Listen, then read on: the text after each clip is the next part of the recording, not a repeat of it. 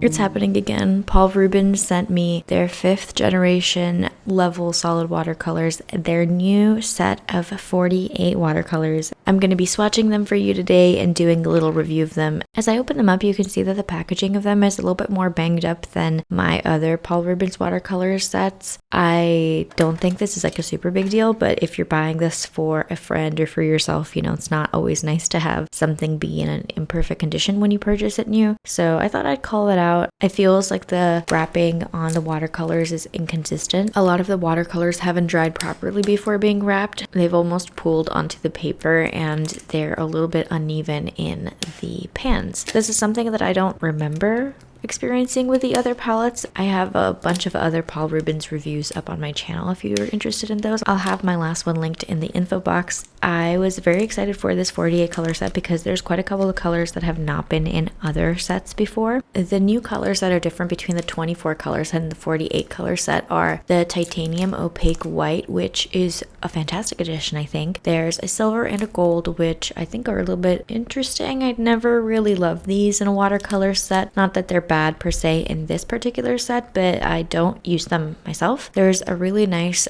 variety of oranges to reds. The one thing that I think is a little bit lacking in this palette is a nicer variety of greens, because there's such a beautiful variety of blues, purples, pinks, reds, oranges, yellows. I love the color green, and between the 5 green shades that are in this set, I would maybe have liked to see something a little bit warmer and deeper. I might have wanted to see a couple deeper greens, the way that there's several deeper blues like the indigo and Berlin blue. The rest of the new colors are Indian yellow, earth yellow, gold yellow ochre, transparent yellow, which I love in this set, cadmium orange deep, transparent orange, burnt sienna, pearl ruby red, which is beautiful, Van Dyke brown, which is misspelled on the little swatch card, which is okay, quinacridone magenta, beautiful color, cobalt turquoise. It's not something I reach for, but I can imagine a lot of artists would love it, cobalt blue light, azure hue, which is gorgeous, brilliant blue violet, Indanthrone blue, which I used for the blackberries in this painting. I used it for a majority of the blue purples in this painting, and I absolutely loved it. Sap green, olive green, Payne's gray bluish, which I love a Payne's gray always. Lamp black, which seems to be a little bit of a cooler black versus ivory. I'm overall very happy with the additional colors in the set, and I'm always really stunned by the quality of Paul Rubens paint for a really good price point. Now, this watercolor set is a lot more expensive because it's 48 colors. It's $89.99. There's currently a $10 coupon on Amazon that you can add to it, and they often do sales. I've seen them do 20% off sales as well. I would purchase it with now the $10 coupon, or keep an eye out for additional sales. I don't think this is an unfair price by any means. It's 48 colors and they're all wonderful, but I want to be fair in stating that $90 is not a small amount of money to pay for something like this. I also asked them to send me some more of their glitter paper because I absolutely love their glitter paper. It's my favorite paper I've used this whole year for watercolors. They sent me their hot press paper, which I don't believe I've tried yet. In this painting, I'm using their cold press glitter paper, but I'll have it linked below as well. I absolutely love this paper, and I think if you like just my style in general, my style of art, you will also love this paper because it's just so magical to be painting on high quality paper that has little glitter flecks in it. It's so fun, and I don't think it destroys the integrity of the watercolor at all, but when you catch the paper in the light, it's just so magical, so pretty. I was very excited to receive these watercolors just in the nick of time for me to paint this watercolor piece that I was showing you in my previous video. I showed the sketching process for how I come up with these watercolor spreads if you'd like to check that out, but I was wondering what watercolor palette to use for this painting since I had a very clear vision of how I wanted the blackberries to be this really dark, rich, bluish purple color, and I am very happy with the end result of this painting. I think I achieved it. I was a little bit worried about what colors I would choose for this painting, but I think they all came together beautifully, and I'm very proud of this sketch. I also, as I was editing this video, was just thinking it would be a great idea to make some recipe cards using some of the watercolor elements that I've been painting recently. I love painting foods like fruits and baked goods. I think that would be a really cute idea for recipe cards, so let me know if you think that's something you'd be interested in and I could make those. In this painting, I used majority of the PB60 and PV23, which is the dioxazine violet, and I absolutely love a really rich, deep, dark watercolor tone. I mean, I love their indigo color as well, and the Payne's Gray bluish color is beautiful. I'm excited to use it in a painting in the future, but I think the Paul Rubens half pans are such nice quality for being so vibrant in just one pass or one swipe, especially because they are half pans and not liquid watercolors. They've asked me if I want to try out their liquid tubes before, and I've said no in the past just because I prefer palettes with half pans or full pans. I feel like it's just so much easier to use them. I don't really have to worry about wasting paint, but I think that watercolor tubes are great when you're trying to come up with a limited palette and don't want to dip into every single color that you have available for you. I also know that they can produce such vibrant and rich colors from the get-go. I don't find that is a problem with my Paul Rubens paints, but I can only imagine that their watercolor tubes would be even more punchy than their half pan palettes.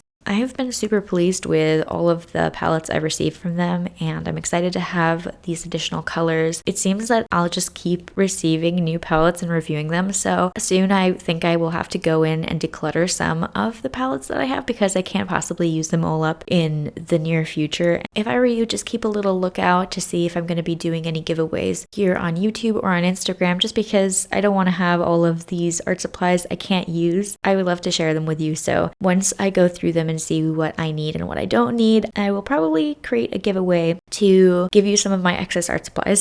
In this painting, I basically just used one brush, which is an etcher brush. Sometimes I get a little bit lazy in figuring out what brushes I want to use for a painting, and so I'll just make myself use like a small brush for the entire process, which is what I did in this one. I think it was a very versatile brush, and I'm not upset that I used just the one, but it is sometimes funny how I'll get in the zone and not even think to use a different brush for different parts of the paintings. Another thing I really like about this palette is their inclusion of the titanium opaque white. In general, I like to add white accents with either an acrylic paint, a gouache paint, or gel pens at the end of my process, and so the titanium opaque white actually being in the palette was super convenient for me. It's a great addition, especially since it's a 48 color palette. It's not like you're really sacrificing any other colors to add a titanium opaque white to the mix. I can understand if you have a 12 or 24 color palette, you might not want to waste that one half pan slot with an opaque white, since not a lot of people might want it, but for me personally, I'm very excited to have it in this palette, and I used it quite a lot. I love that effect that some opaque watercolors can add to your pieces. In general, transparency is really wonderful in watercolors, or at least in my paintings recently, because it can have a lot of clarity and the sort of lack of muddiness in the colors, but I do love an opaque color like the white to make the whole painting look a little bit more realistic, lifelike, like the berries actually look juicy in 3D, and I really love that effect. I've been meaning to paint blackberries for a while now, and I love the colors that I used. I'm less than happy about how I painted the leaves of the blackberries, but oh well, it happens often that I don't paint leaves the way that I want to. I just get a little bit impatient with the whole process, and so I think that's something I need to work on in the future, is being a little bit more patient with how I do paint leaves and how I draw them. If you're interested in learning a little bit more about this Paul Rubens Yulon palette, I will have it linked in the description for you, and I'll also have the playlist with the rest of my watercolor reviews if you want to check any of those out and see some comparisons. Thank you so much for watching this video. If you enjoyed it, give me a thumbs up and subscribe for more videos. I put out new videos Tuesdays and Thursdays. I hope you have a great rest of your day, and I'll talk to you in the next one. Bye.